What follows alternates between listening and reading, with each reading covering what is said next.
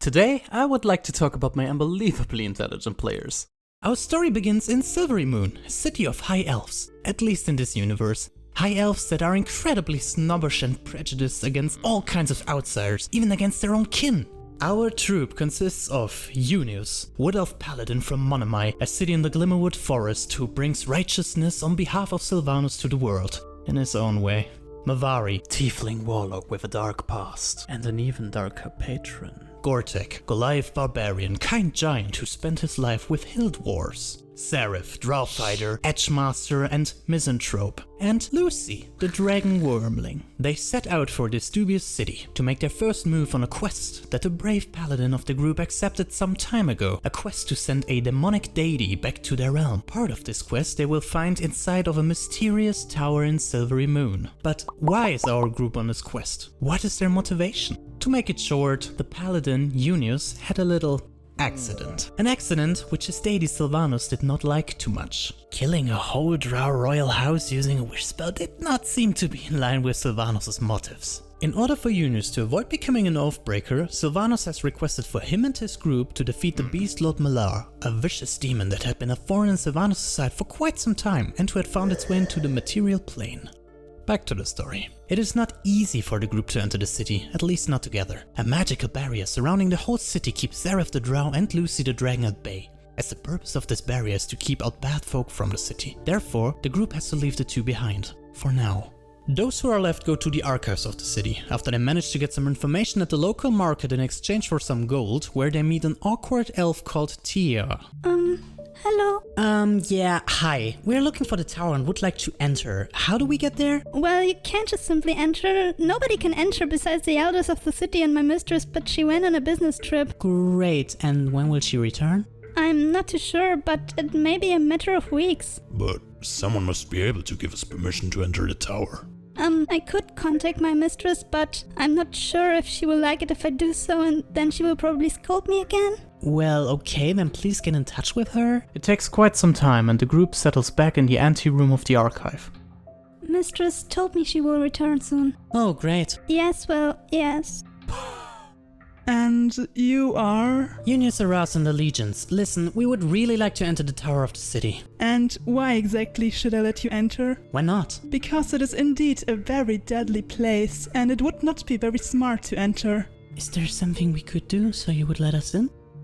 Alright, you may enter the tower, as long as you bring me a ring that can be found on one of the levels there. A ring? A magical artifact that I have heard speculations about. If you familiarize yourself with it, you would be able to accumulate a great number of spells in it to cast them at a later point in time. I would love to examine this artifact. The group agrees and sets off to the tower the next morning, accompanied by Tia, Magda's little helper. As soon as they arrive, Tia talks to the guards and the gates open up. Hooray! Soon enough, the group steps into the tower and starts solving some puzzles. They range from mysterious portals that have to be traversed at the same time to a snake that asks questions based on former events. Finally, they arrive at a volcano-like room. The room appears to have been incorporated into a natural cave. It reaches multiple 10 meters downwards. At the very bottom of this cave-like structure, hot lava is visible, bubbling menacingly. What the group does not know, some invisible platforms are located in his room, which have to be traversed to proceed. While the two of them are trying out things, Mavari spots some kind of sparkle in the air. A sparkle that is fundamentally smaller than the platforms could be.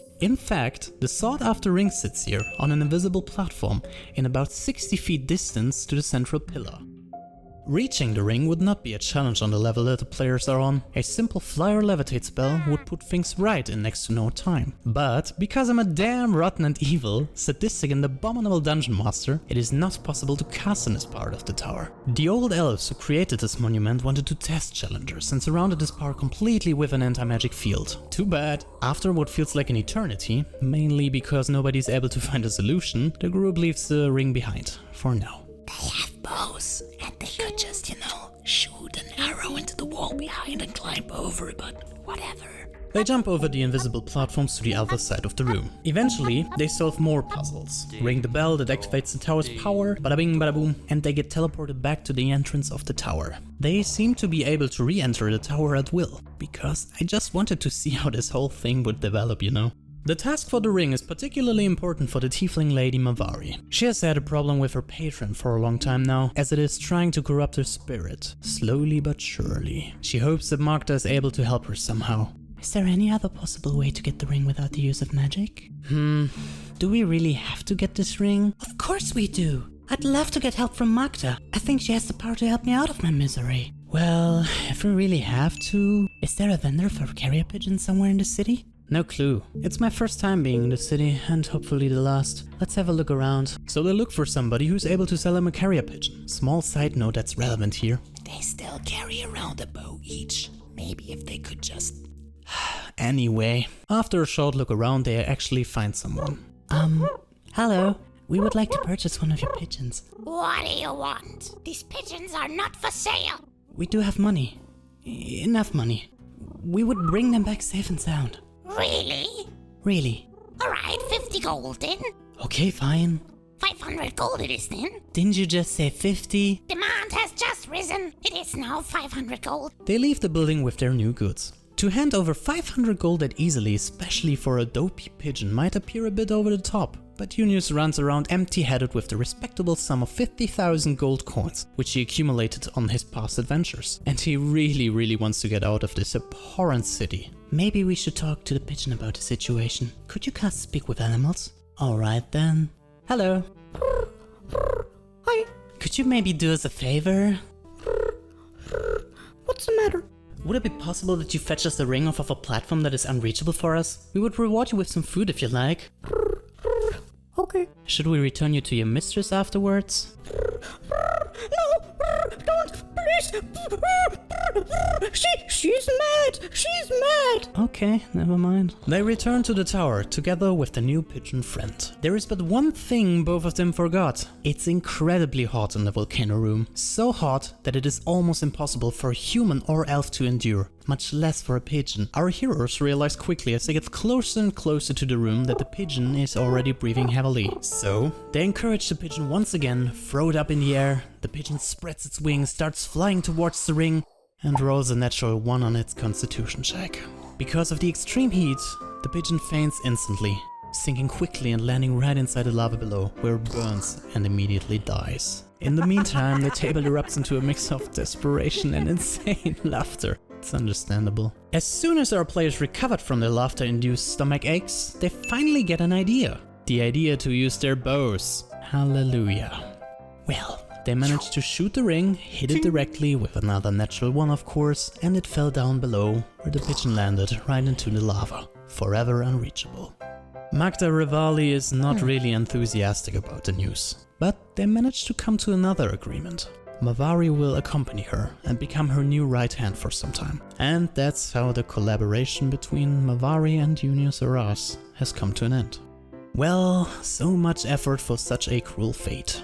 By the way, we needed about 3 real-time hours for the whole ring stuff, buying the pigeon, thinking about a solution, shooting and destroying it, you know the drill. Stuff can happen if your players overthink and get creative with the situation and do not use the more, simple approach. Also, the dice can really hurt your plans at times, but that's just how the game plays out. By the way, if you did realize that Gortek vanished mid-story, he had been swallowed by a giant snake on the way up and ended up in another adventure. But that's a story for another day. And that, you guys, is the story how my players killed the most expensive pigeon in Silvery Moon, or even the world. If you like this video, do us a favor and press the like button to help our channel grow. If you don't, you might be Punished with bad rolls for the rest of your days. I mean it. You don't believe it? Alright, that's fair. Don't forget to subscribe to our channel for more future tales from our campaign. Have a good one.